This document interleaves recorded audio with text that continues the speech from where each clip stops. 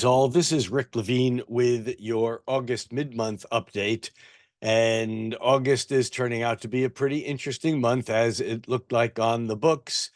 I think we have reached a bit of a turning point in August. We are at a point where Mars has already moved into Libra. Mars moved into Libra back on August 6th. And so we've had about a week and a half of it being there. By the way, I am recording this on the evening of August, on Friday, August 15th. And I should have it posted by Saturday mid-afternoon or evening. You'll be getting it then. I'll begin the forecast on looking at the 16th, but as I am recording it, the moon is still in Taurus. The moon actually enters Gemini on August 16th at 9 a.m. And we'll begin by looking at the chart for August 16th at noon. And these charts are all Pacific Daylight Time. The chart for August 16th on Saturday, August 16th at noon shows that the moon is at 1 degree of Gemini. The moon actually moved into Gemini at 9 a.m. this morning. Whenever I refer to a day as today or this afternoon or this morning, I am always referring to the chart that we are looking at. And of course, we are looking at the chart for Saturday, August 16th. And the moon moved into Gemini at 9 a.m. And of course, the moon, having moved into Gemini, then would conjoin Uranus at, catch this time, 11:11 a.m. And that is, of course, Pacific Daylight Time. We can see that at noon, the moon is still at the same degree, at 1 degree of Gemini, conjoining Uranus. And the interesting thing about this moon in Gemini today on Saturday, August 16th, is that not only will it join up with Gemini at 11, join up with Uranus in Gemini at 11:11 a.m., but the moon will then trine Pluto at 12:31 p.m. It'll move into a sextile with Mercury and then move into a trine with Mars at 7:47 p.m. Now, what does all this mean? Well, remember, the background of a lot of August is that even though things can be complicated, even though there is a lot of stress coming from a lot of different directions this month, we are also working under this increasing dynamic of the trine from Uranus to Pluto as part of a pattern with Uranus trining Pluto and Saturn and Neptune conjoined at 0 and 1 degree of Aries that are forming sextiles with Pluto on one side and Uranus on the other. And this little kind of sextile triangle, or some people call it a mini grand trine, which is not really a grand trine at all. But this pattern has been really adding some potential of possibilities of breakthroughs and moving in right direction. Of course, even though as one looks at the news day to day, it doesn't look very good out there. There are lots of things that are impacting a lot of people in ways that are very complicated, very dynamic, and for many people, certainly very devastating. We do have, though, this kind of setting up energy that between the Uranus having just moved into Gemini, Pluto having moved into Aquarius, and Saturn and Neptune in Aries are setting up patterns that will become more exact next summer in July, when the same pattern will be exact. I mean, very, very close. Also, with Jupiter in Leo making trines to Saturn, in particular to Neptune, rather, in Aries, and in opposition to Pluto and a sextile to Uranus. So, what does that mean for now, the second part of August in 2025? It means that we're setting up energy still that will become fully manifest next spring, when or even early in February, when the Saturn-Neptune conjunction is exact on February 20th, and then on through the spring and then into the summer when we have these outer planets all aligned more exactly even than they are now. We've gotten flavors of this as Mars, back at the beginning of the month on August 6th, when Mars moved into Libra and created that temporary grand trine from Libra air to Pluto in Aquarius air to Uranus in Gemini air, and that Mars then opposed Saturn and Neptune, and that was all heightened around around August 6th through the 10th, even the 11th, when Mercury went direct. Well, now Mercury is moving direct.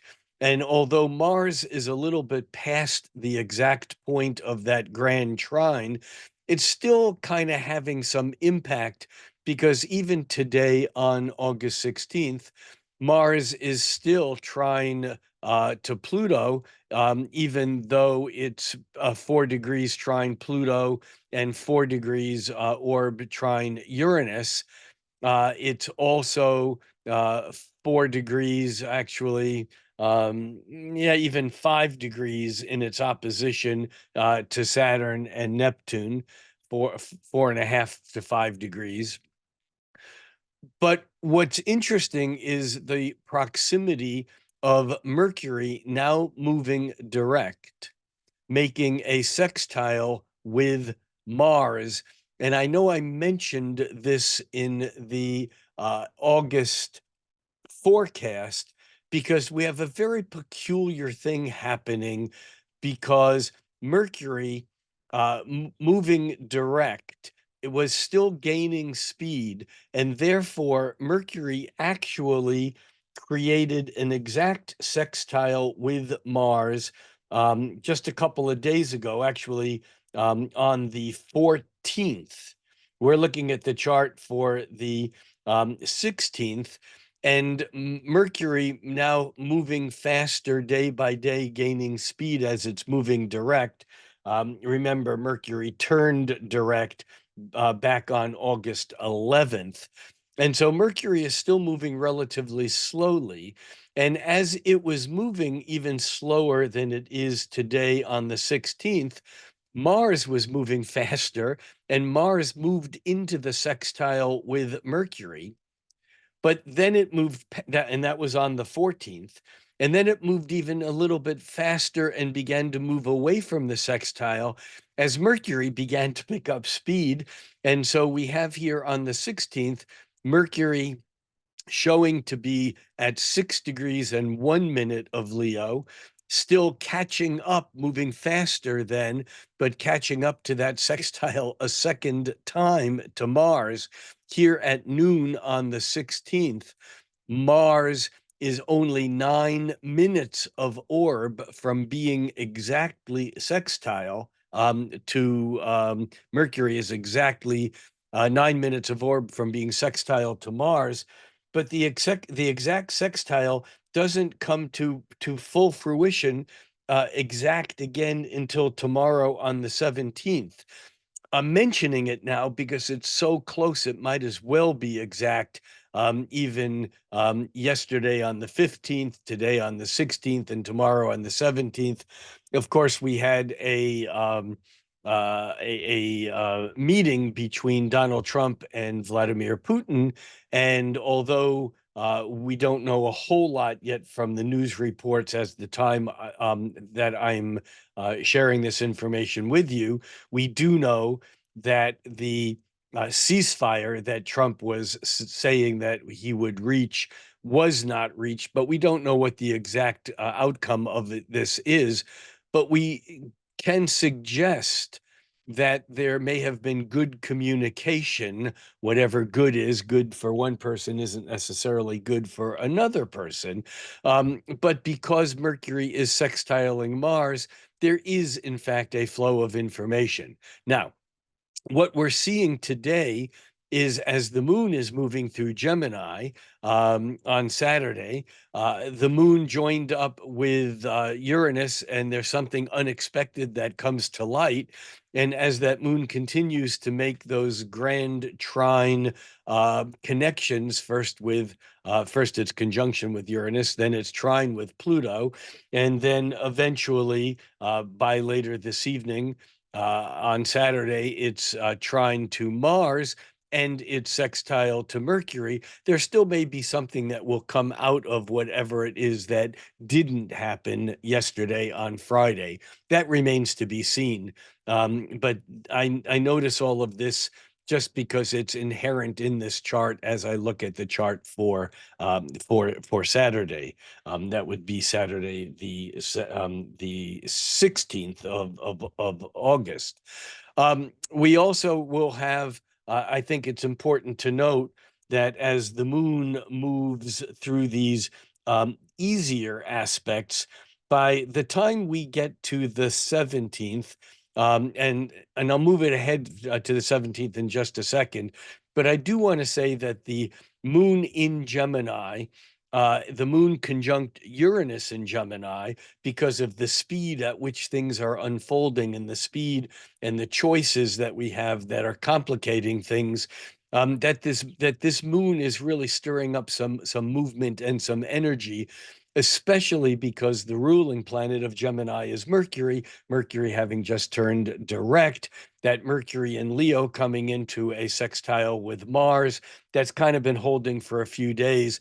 I think that we still can see some positive movement out of this chart from this weekend, from Thursday, Friday, Saturday, and even on into Sunday. Now let's move the chart ahead to Sunday. That would be Sunday, August 17th.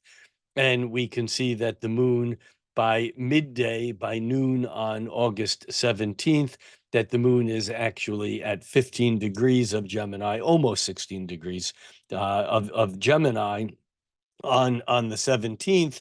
And we can also see now that Mercury is at 6 degrees and 44 minutes, having moved still less than a degree. Yesterday at noon, it was at 6 degrees and 1 minute. And today the moon is at 6 degrees and 44 minutes, but the Mars has moved from where it was yesterday at 6 degrees and 10 minutes to 6 degrees and 48 minutes, meaning that Mercury is still trying to catch up to Mars, but it's just within a few minutes of arc. In fact, today at noon, that Mercury is at 4 minutes orb to its sextile to Mars. And so on Sunday, we're still getting the benefit of some sextile energy. I think ultimately this sextile between Mars and between Mercury and Mars, which is exact, I mean, like exact at 10:32 p.m. tonight, still holds the potential for some good communications to come out of all of this. And it may take even another day or two or more for this to unfold, but we are getting some benefit out of that Mercury sextile to Mars. And yet at the same time, the moon now in mid Gemini is no longer part of that picture. In fact, it's making some more awkward connections, some semi and sesqui squares with Eris and Chiron and Pluto and even Mercury. And yet I think it's important to remember that while the moon is moving through Gemini, we're still going to get a louder Mercury, because Mercury is the ruler of Gemini and the moon kind of sets that background energy for what's happening. That's on Sunday, the 17th. As we move to the 18th, we do have the moon changing signs today, and that happens just afternoon at 12:05 p.m. And so we can see this chart for noon on Monday, the 18th. The moon is at 29 degrees and 57 minutes. You can think of minutes as almost like minutes in an hour, and degrees are like the hour. And so it's almost like it's 57 minutes is like 3 minutes to the next hour. And so it's only like just 3 minutes of arc before that moon moves into Cancer. And and like I said, the moon moves into Cancer just afternoon at 12:05 p.m. When the moon moves into Cancer, it's going to join Jupiter and Venus in Cancer. Remember, Venus and Jupiter actually aligned back on August 11th. And so I think we're still holding a little bit of the potential of the feelings of self-indulgence, the feelings of making things work at home. There is some awkwardness that still is going on with that energy, in particular, because Jupiter is still moving toward a half square with Uranus. And Jupiter's half square with Uranus is not exact until the 23rd, but I think it makes us realize the difference between how we might feel really good and comfortable at home, when we feel self-protected, when we feel like we're with our home, within our home, with our loved ones, and with our family, so to speak. And yet, because Jupiter is moving toward a half square with Uranus, uh, Venus already having moved through that half square back on August 13th, there's still some awkwardness about not being able to feel really fully at home while we're at home, just because it feels like we should be doing something. It feels like something isn't settling right. And I think it's the larger picture of what's going on in the world. And I think that we're going to still get that over these next several days. But as the moon moves from Gemini into Cancer midday today, I think it's going to actually give us another round of wanting to connect with what's going on within the safety, within our home and family, and that even includes our homeland. And so we see, I think, on a political level, as the moon is moving through Cancer on Monday afternoon and on through Tuesday and Wednesday, I think we're getting a little bit of a sense of heightened self-protectionism until the moon will move into Leo on Wednesday midday, or actually Wednesday afternoon. Now, coming back to the 18th, we also have something else that I think is working in our favor over the next couple of days. And that is the sun moving toward the end of Leo. The sun will be making trines to both Eris and Chiron. The sun's trine to Chiron happened early this morning at 1:32 a.m. You can see here at noon, the sun is already at 26 degrees of Leo, whereas Eris is back at 25 degrees and 40 minutes of Aries. So the sun has made by today on August 18th, after 1:30 this morning, the sun has made its trine with Eris, but it's not until tomorrow on the 19th that the sun will make its trine with Chiron, and that'll be tomorrow morning at 10:29 a.m. What does this mean? This gives us a sense of acting. That would be the sun in Leo. The sun at home in Leo is strong. The summer sun in the northern hemisphere, there's that sense of doing things with integrity, doing things with intention. And it's almost like we're not afraid of stirring up a little bit of chaos, a little bit of disruption, and that would be the Eris in Aries being trined by the sun. And yet, rather than being ultimately disruptive, I think that the sun's trine to Chiron also gives us the ability to turn these chaotic or disruptive moments, it gives us an ability to turn that into the potential for healing. And I'd like to think that that's what this mid-August period is about, is that within the chaos that we're experiencing, within the complicated energies now, especially as Saturn and Neptune are both already turned retrograde, as has Pluto. It's almost like we're going backward in time a bit. I know Mercury is now gaining speed and moving forward. But you remember, Saturn is going to be back in Pisces by the 1st of September, and that will be followed by Neptune in October. And so we're getting the sense that we're not on a large scale general, what's the word I'm looking for, social level. We may not be moving forward as fast as we would like to, because it's almost like we got some work that we still have to go through in order to get the cards in the right order for us to then to move forward, as we will beginning next year in 2026. Meantime, however, the sun's trine to Eris today, and the sun's trine to Chiron tomorrow, gives us a sense of, I think, understanding. It gives us a sense of compassion that we want to work with, and maybe even act on that compassion in an ideal situation.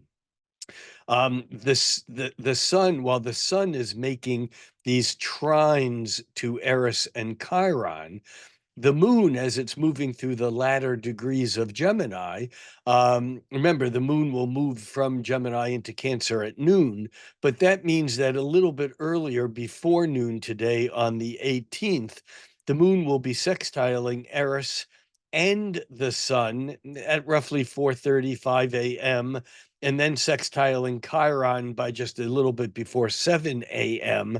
And this is all while the moon is still in Gemini. And so I think we're getting some potential here for some real communication and movement. Now, once once the moon is moving through these latter degrees of Gemini, though, once the moon moves into Cancer, it's going to then make squares to Saturn and Neptune at the beginning of Aries.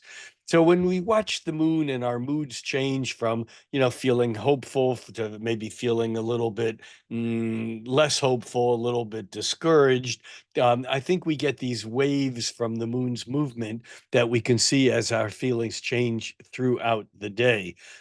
Let's move this now from the 18th to the 19th, and we'll see that by midday, the moon has actually moved into Cancer, actually mid-Cancer by the middle of the 19th. In fact, the moon catches up with Jupiter by 3 p.m., and it catches up with Venus by 5:30 a.m. tomorrow morning on the 20th. But here on Tuesday, as the moon catches up with Jupiter, I think it gives us a little bit of a bump of feeling again, that wave of optimism, a wave of hope. We can also see that the sun is now slightly past its trines to Eris and Chiron, but it's still there with it. It's close enough to still give us some potential and some hope. By the way, let's not forget that even though I don't mention this day by day by day by day, that Uranus is still inching closer to its trine to Pluto. And remember, Uranus also turns retrograde next month, joining the retrograde party. It does that on September 5th. But what's happening right now is Uranus is as close, or getting as close as it's getting to its trine to Pluto. It's less than 1 degree of orb. In fact, it's really about only 2/3 of a degree of orb here on Tuesday, August 19th, between that trine from Uranus to Pluto, and also Uranus's sextiles to Saturn and Neptune. It's sextile to Saturn, although that's widening a bit because retrograde Saturn is pulling away from its sextile to Uranus, but that's about a half a degree orb, and its sextile to Neptune is really, it's less than 1/3 of a degree of orb. It's almost a quarter of a degree of orb. And so these aspects are all really tight. And I think that these are giving us a background of ways to settle into the energy that's going on now without necessarily becoming as discouraged as we may be, because it's almost like we're getting glimpses of the potential of how we can turn things around. And again, it's going to take some time, but I think that there is a light, as they say, at the end of the tunnel, and it's not necessarily a train coming directly at us. The light actually, I think, has to do with the potential for turning things around and getting things going in a right way. But as I've said, and many other people have said the same thing, and that is, it's about what we are doing now. It's about our engagement in our own world, both personally and socially. And I don't mean socially party-like, I mean socially in the social realms, whether it's simply being informed by the news, whether it's calling and writing, sending emails and making phone calls to our representatives in government, whether it's talking to people on the streets, whether it's actually physically getting out there and protesting and showing what it is that, where it is that we want to take this planet and humanity. All of these are important things to do. So this is August 19th. As we move to the 20th, we're going to see the moon jumping by noon on the 20th to 27 degrees of Cancer. And as I mentioned earlier, the moon actually moves into Leo at 4:16 p.m. It did make that conjunction with Venus early this morning Pacific time. That was at 5:27 a.m. And the moon, as it moved through its conjunction from Jupiter and over to Venus yesterday and early this morning, might have given us some alleviation, or might have alleviated some of the more difficult energy and given us feelings of hope. But as that moon moves past those points, it'll also move past its squares to Eris and Chiron, stirring up some of that energy a little bit. That would be this morning on the 20th between, oh, let's say 8 and 10, 11 a.m., even up to noon. And this is all before the moon moves into Leo at 4:16 p.m. The other thing about here on the 20th is that that although that moon is moving from indrawn, receptive, even passive, self-protective Cancer, and moving into Leo, where over the next couple of days, as we are approaching the new moon, and remember, the new moon is at 11:06 p.m. on the 22nd on Friday. We'll get there in just a moment. But as the moon moves into Leo, it'll conjoin Mercury, and we might find ourselves just being more willing to be a little more expressive over the next couple of days. That is the Wednesday, the 20th. Let's move this ahead to the, oh, and by the way, here on the 20th also, as the moon moves into Leo again, mid-afternoon, it's going to make a trine with Saturn. That's at about 5:30. It'll make a sextile with Uranus, and it'll then trine Neptune. And all of these energies, once again, will replay the potential positive energy if we take action, if we do things. But remember, oftentimes trines give us the feeling that things are okay, and often they encourage us sometimes to be lazy and to not do anything, and yet sometimes it's these times of smooth energy that are the best times to actually take action. That is on the 20th. We move to the 21st, and we now have Venus reaching its square to Eris Its square to Eris is on the 21st, and its square to Chiron will be tomorrow on the 22nd. This can be a bit problematic because we may feel like we're Venus in Cancer can feel very safe and very secure when it knows that it's being loved, when it knows that it's being heard. But Venus in Cancer sometimes is a bit shy or tentative about expressing its energy, its needs, its desires. And as such, it can end up overreacting out of feelings of insecurity. And so that Venus square first Eris today and then square Chiron tomorrow may give us it may make it feel, we may end up feeling like it's harder to sink into feeling safe in a relationship. We may feel like some things left over from our early childhood that have to do with maybe older feelings of abandonment or not being seen or heard, or feelings of rejection that may feel like they're being stirred in the present moment.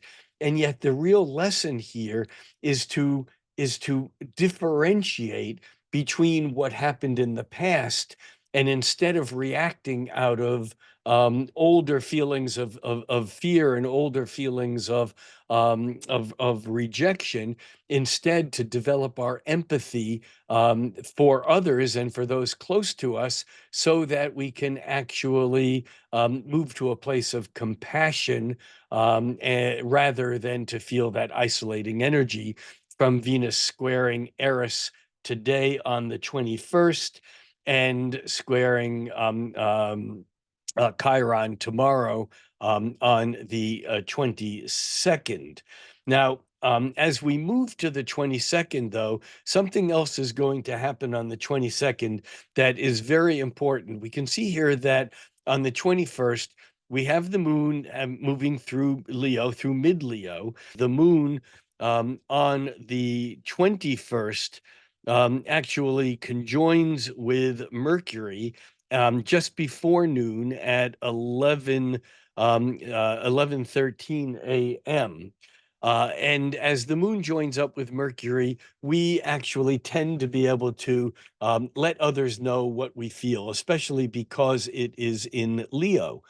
Now, as the moon continues to move on and we move toward the 22nd, we will see that by the 22nd at noon, the moon is at 24 degrees of Leo, only a few degrees away from its conjunction with the sun. And at noon, this is on Friday, the 22nd, the sun is at 29 degrees of Leo and 56 minutes, meaning it's only 4 arc minutes away from moving into Virgo.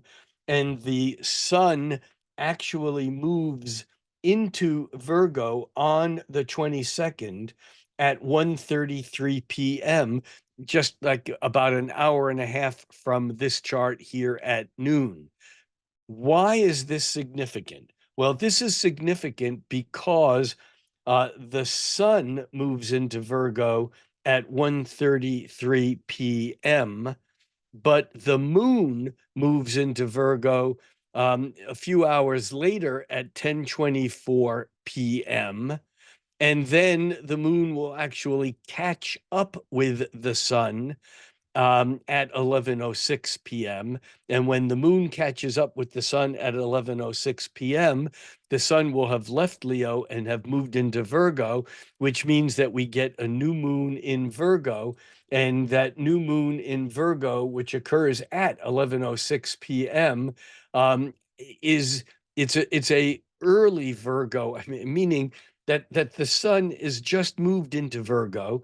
Again, just to recap this, the sun moves into Virgo afternoon, and then we have a new moon later that evening, at night, actually.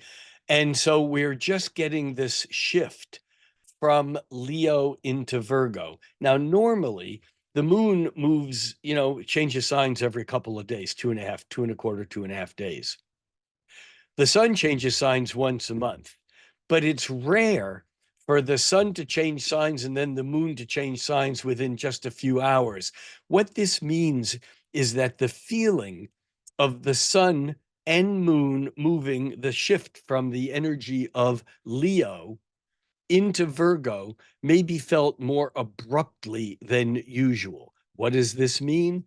Well, when the sun and the moon were moving through Leo, the sun for the last month and the moon just for the last couple of days, in Leo, there's a sense of wanting to be on display. There's a sense of wanting to express ourselves. There's a sense of wanting to feel playful and creative.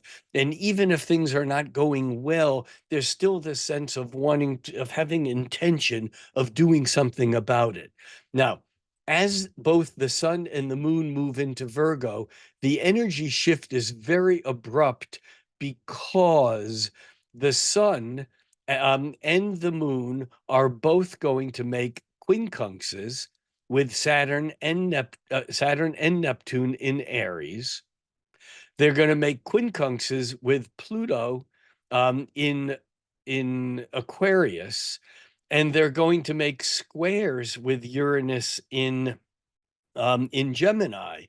And all of these feel like a bit awkward. They're not easily flowing energies. Now, remember, Leo is a flowing energy, or at least it moves in a way that is apparent and obvious on the surface. Virgo, on the other hand, when it doesn't move, is very introverted. It can seem timid. It can seem indrawn. Remember, Virgo is the sign of binary decisions. What does that mean? Well, a binary decision is this or that. It's yes or no. A binary decision is basically what happens in the human body in the colon, and the colon in medical astrology is basically associated with the sign of Virgo. Why is that? Because in the colon, the villi, the cells on the cell wall, basically this is where the body says yes or no. It says this to the food that's gone through the stomach, has been dissolved, and has been basically turned into, broken down into energy that can be assimilated. And in the colon, the body says, yep, this is good. And it assimilates it through the walls of the colon into the bloodstream. Or it says, nope, this is shit. And it sends it on down the line to Pluto, which excretes it. That's Pluto's job, is to eliminate that which is not needed or which is not useful. And Virgo's job is to make the decision of what is effective, what's not, what is efficient, what's not, what is useful, what is not. And that's what happens in Virgo. That's why Virgos are sometimes seen as perfectionists. They're sometimes seen as critics, because that Virgo in energy is, this is okay, that's not okay. This is assimilatable, or I don't know what the word is, assimilable. This is something that can be assimilated. This is something that should be, excluded or excreted. Now, this new moon in Virgo is very, very potent because it is, in fact, square to Uranus. And that, because remember, Uranus and Pluto and Saturn and Neptune are all at 0 or 1 degrees of their respective signs. That means that this new moon at 0 degrees and 23 minutes of Virgo, which is between 0 and 1 degree of Virgo, this new moon is making aspects with Pluto, with Saturn, with Neptune. Those are all quincunxes, and a square to Uranus. None of these aspects are easy. None of these aspects are flowing. They're all applying, meaning that the moon, that the new moon is still coming into all of these aspects. In fact, we can see how important and how tight these aspects are, because the moon makes its square to Uranus on the 23rd at 12:57 a.m. So it's just like less than a couple of hours after the new moon. It then makes the moon makes its quincunxes with Saturn and Neptune and Pluto. And then the sun will follow suit over the next day or days ahead. We'll play this back, day by day in just a moment. But the sun makes its quincunx with Saturn on the 23rd. That would be tomorrow at 4 a.m., 4:04 a.m.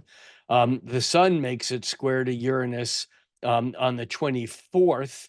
That'll be on Sunday, just 14 minutes after midnight. So very late on the 23rd or early on the 24th, depending upon where you live.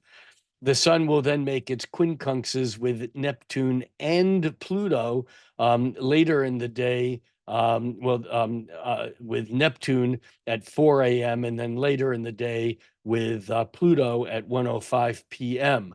So the point here is that we have a new moon that is kind of setting a tone that's not very comfortable, even though Uranus will still be trining Pluto, and Saturn and Neptune will still be sextiling Pluto from one side and sextiling Uranus from the other side. But our feelings and our need to say what's right, what's wrong, what are we going to do about it are complicated, and there may feel like there's no easy answers to what we should do during this period of time. Also, I would note here that on the 22nd, we have Venus making that exact square with Chiron. Remember, I talked about its square with Eris on the 21st, and its square with Chiron, that's exact on the 22nd at 7:30, actually 7:29 p.m. And so this is making the potential for healing awkward. We may feel like we're not accomplishing what we want to. We may feel a bit disillusioned or even discouraged based upon this Virgo full moon. We may have a lot of analysis. That's a favorite Virgo word for analytical thinking. And remember, this new moon in Virgo is squaring Uranus in Gemini, and Virgo and Gemini are the two home signs of Mercury, which is still putting on its own show in Leo, but it's not very well connected with everything else that's going on right now. That's the new moon on the 22nd. When we move to the 23rd, first of all, on the 23rd, the moon is now gaining a little traction, moving away from the sun. By noon, you can see that the moon is still within 6 degrees or so of the sun, but the moon at noon is at 20 degrees. I'm sorry, is at 7 degrees and 20 minutes of Virgo. But as the moon on the 23rd is moving through Virgo, it makes its square with Uranus early this morning. I said that already, at 12:57 a.m. And then it makes a bunch of half squares and squares and a half, semi and sesqui squares to Jupiter, Eris, Chiron, Venus. It's still not a comfortable moon. I think that we have a little bit of we're not at ease on Friday or Saturday, the 22nd or 23rd. And it's just important to realize that we still can be happy. We still can do things that are of use, are of value, and still focus on that Saturn and Neptune that are sextiling Pluto and Uranus and the Uranus-Pluto trine. So it all is not lost. And on top of that, as Venus is moving away from its squares to Eris and Chiron, as Venus moves from Cancer into Leo, it's going to pick up on on sextiles to Uranus and trines to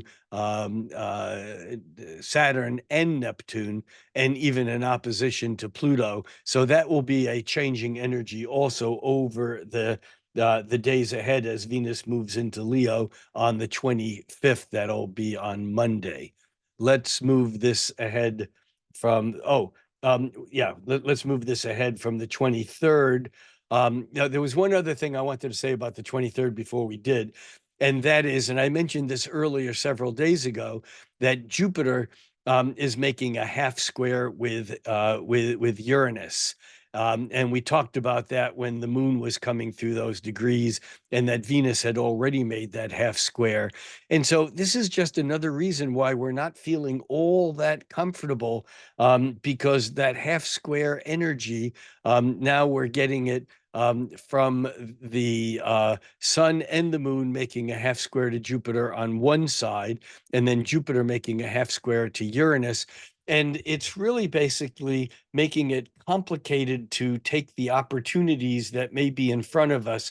In fact, we may see the opportunities and choose to just wait it out and see where they lead, because it's almost like we need more information, or if we take major action now, we may stir up more problems than we want to. And yet, if we wait, that energy may have more impact a little bit down the road. That's on the 23rd. As we get to the 24th, we now have the sun making its exact square to Uranus. Remember, the moon did that just hours after the new moon, because the moon is moving so much faster than the sun. And the sun on the 24th is also making its exact half square to Jupiter, and it's also making its exact quincunx to Pluto, and its exact quincunx to Neptune. So in a way, even though the new moon was on the night on the 22nd, it's almost like we're getting the energy of the new moon now that the sun is making all those aspects that were being made by the moon.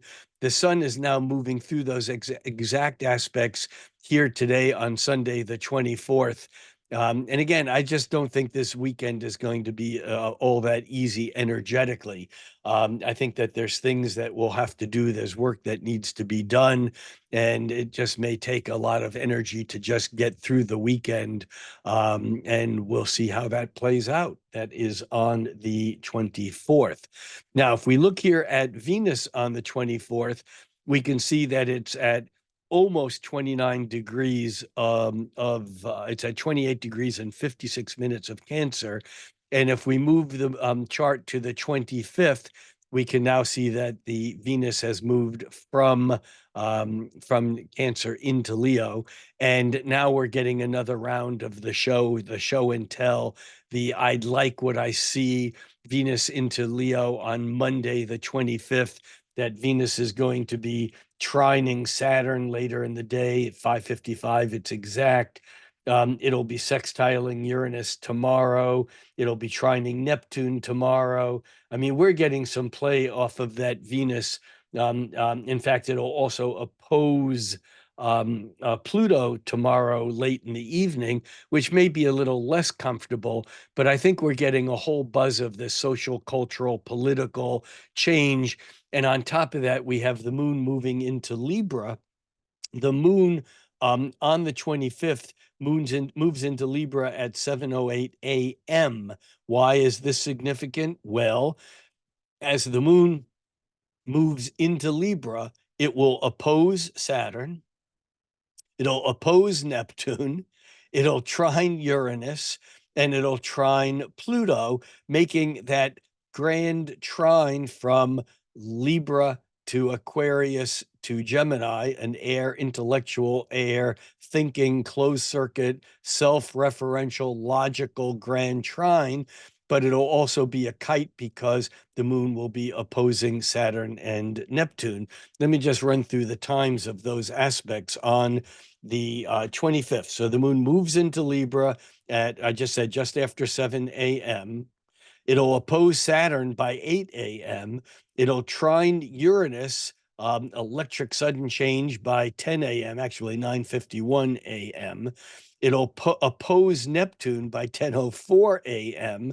It'll trine Pluto by 11 a.m., 10:48 a.m. And then the moon will actually catch up to Mars at 7:25 a.m. The following day on the 26th. This is an amazingly active moon. And it's both good news and bad news. It's complicated, but there's a potential for a lot of movement and a lot of flow that may take some of the pressure and some of the issues that have been building for the past several days and give us a way to negotiate our way through this, to find a diplomatic settlement to some of the things that have been complicating our energy. During this day here on the 25th, we also have Mercury making a square and a half to Neptune. That can be some complicated and even duplicitous communication. But Venus is making the exact trine to Saturn that I mentioned earlier. I mean, there's just so much energy going on right now. Venus is making an exact sextile to Uranus. That's not exact until tomorrow, technically. Let's move this ahead to Tuesday, the 26th. And now we can see that Venus at 1 degree um, is making its exact opposition to Pluto. That's exact this evening at 10:53 p.m., but we'll be feeling that all day. Venus is trining Neptune. That's exact at 3:18 p.m. this afternoon, and sextiling Uranus at 1:57 p.m. today. I mean, all of these aspects are cooking, and Venus is giving us some awareness around the plutonic issues. It's almost like the level of drama here is taking another step up. It's like we're leveling up, we're obsessed with trying to get to the bottom of something, and we expect others to engage with us on a serious and deep level. And yet on top of that, the Venus trining Saturn is really wanting to find a place where it can stand that's firm and dependable. And yet it's also trining Neptune, which can dissolve some of that energies. We have a potential for compassion, for finding a balance between compassion and strict boundaries. Here's the law, here are the rules, and here's how we're going to work within them to get something accomplished that may work. Now, understand, though, that during the same period of time that the moon conjoining Mars, which I mentioned that the moon conjunct Mars will be this morning at 7:30 a.m., but that's going to last for hours, or it'll begin hours before it's exact and last pretty much the rest of the day. And this can give us a little bit of that hair trigger energy, that something can happen and we just fly off the handle without even realizing that we kind of got caught, we got hooked into some energy that's not worth fighting about. I'm not saying how do I want to say, there are issues that are worth fighting about, that there are worth taking people to task on, but we may end up biting onto a wrong hook, or taking that red herring that was dragged across our path and going that way and getting our energy mixed up because of some ego insult or something that becomes a skirmish when the real energy should be going that way. We need to pay attention to how quickly we act or react, and instead give ourselves time. It's a perfect day to remember that counting to 10 or counting to 20 while we just breathe and just kind of think about what will the results be from the actions that we take, from what we say to how we emotionally engage others. Because I think holding our energy just until it settles enough to address things logically, I think will make a difference between happiness and sadness, between success and failure. That's all on the 26th. We also have Venus, early degrees of Leo, making that exact sextile to Uranus. It's an excitable day. The energy here is really, I mean, it's running in every which way. and I think it will be hard to contain. We move to the 27th, and we can see by midday the moon is at 26 degrees of Libra, meaning that that the moon is now opposing the Eris Chiron. And here we have, again, this is complicated energy, because the moon's opposition to Eris and Chiron is this morning between 9 and noon, I guess you would say. The opposition to Eris is about 9:40 a.m., and the conjunction to Chiron is about noon. But what's important here is that the moon enters Scorpio at 6:30, actually 6:27, but you can think 6:30 is close enough, that the moon enters Scorpio, and this whole potential for finding harmony, finding balance. It's not that we lose it, but we become a lot more fixed in whatever the decisions are that we want to make. As the moon moves into Scorpio, there is certainly a focus on wanting to make things more solidified, more forceful with whatever it is we're feeling. And of course, as the moon moves into Scorpio, it's going to square Pluto. Scorpio is a fixed sign. It'll square Pluto from one side and square Venus from the other. And even though the Venus opposition to Pluto happened yesterday, that moon moving into Scorpio is going to stir that all back up on the 27th.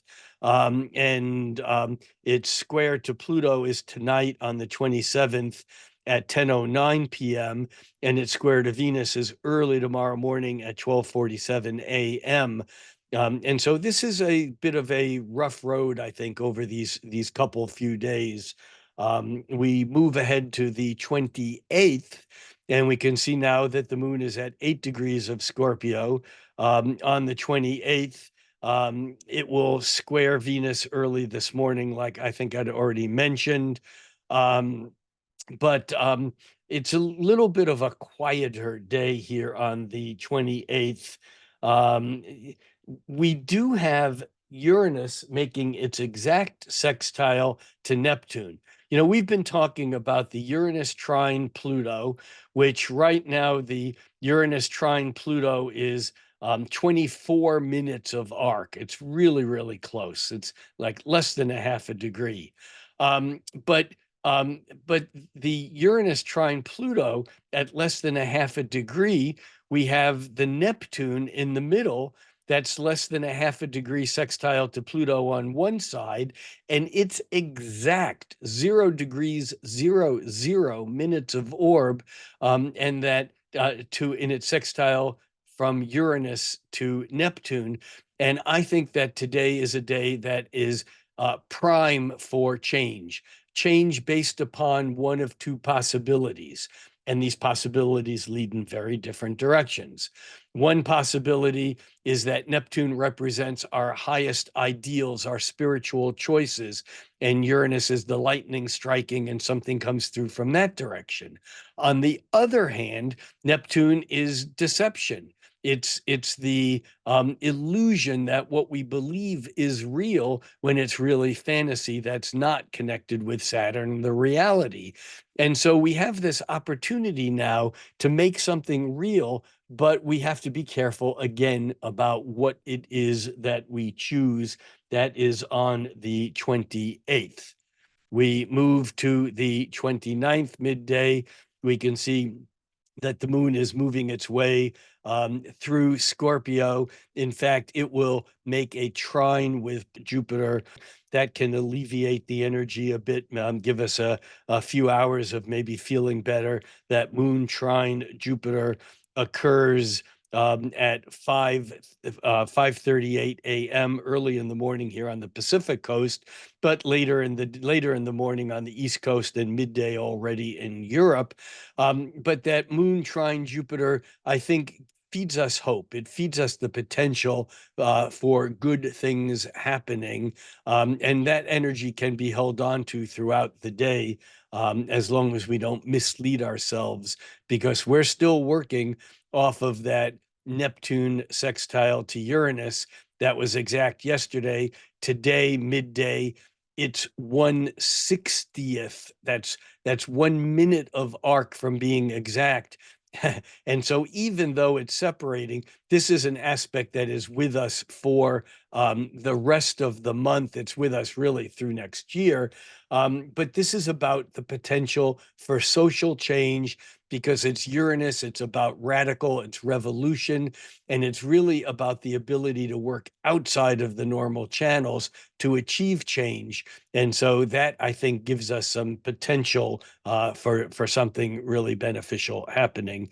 That is on the 29th. As we move to the 30th, midday, we see that the moon is in Sagittarius. The moon enters Sagittarius at 7:04 a.m. today on Saturday, August 30th. And of course, as the moon enters Sagittarius, as any planet enters a fire sign, it's going to pick up on the trines to the other planets that are at 0, 1, 2 degrees of fire, meaning that the moon enters Sagittarius at 7:04 a.m. It makes its exact trine to Saturn at 7:18 a.m., makes its exact trine to Neptune at 9:53 a.m. It opposes Uranus exactly at 9:59 a.m. and sextiles Pluto exactly at 10:42 a.m. This is a hell of a morning on Saturday morning, where the moon is making all of these intense and powerful aspects, again, indicating some real flow, but also the ability, because of its opposition to Uranus, of stirring things up. And so this is, I think, a very exciting potential for some real exciting energy here on the 30th. And we also have Mercury, which has been gaining speed. Mercury now moving toward the end of Leo. It won't move into Virgo until September, and in fact, it moves into Virgo on September 2nd. But here on August 30th, Mercury is going to be making a trine to Eris later in the evening at 10:14 exact, and then a trine with Chiron tomorrow just after noon. And so we now have, even though so much energy is being stirred up, we have the ability to use our voice to create some healing energy. This enables us to use Chiron to be compassionate, empathetic, to listen, to be caring, to use our voice for a common good, and to kind of be able to pull the right words out of the air, especially if we're engaging with someone who is not as fortunate as we are. There's that sense of that Mercury trine Eris and Chiron now, is that if we're willing to step into a shadow realm, into something that's not comfortable, we can do an amazingly powerful amount of good, especially as the moon is making that fire grand trine and picking up on the sextile to Pluto. It's making a trine with the Saturn-Neptune conjunction, and then also a trine with Venus. The trine to Venus won't be exact until a little bit later in the day. Its trine to Venus is 8:12 p.m. But we're getting this buzz here of, if we can stick to our highest ideals and act with integrity, this can be a very, very powerful day to let the voices of social change be heard. That is on August 30th. We move to the 31st, and we have the moon moving further through Sagittarius. It's not doing a whole lot. It does pick up on a sextile to Mercury midday, again emphasizing a sextile to Mars midday, emphasizing our ability to act on something that may be diplomatic. This may be about taking action for something that is a personal cause. But aside from that, aside from the actual exact trine between Mercury and Chiron, that's also exact during the day, is a relatively quiet day. But I think that the month of August ends with the energy being ripe for social change, whatever that may mean. We'll have to see how that energy plays out. And with that, I'm going to draw this update to a close. We will have the September forecast available on the 1st, and I look forward to seeing you then. Until then, please, if you think cosmically, remember that acting locally is part of the equation.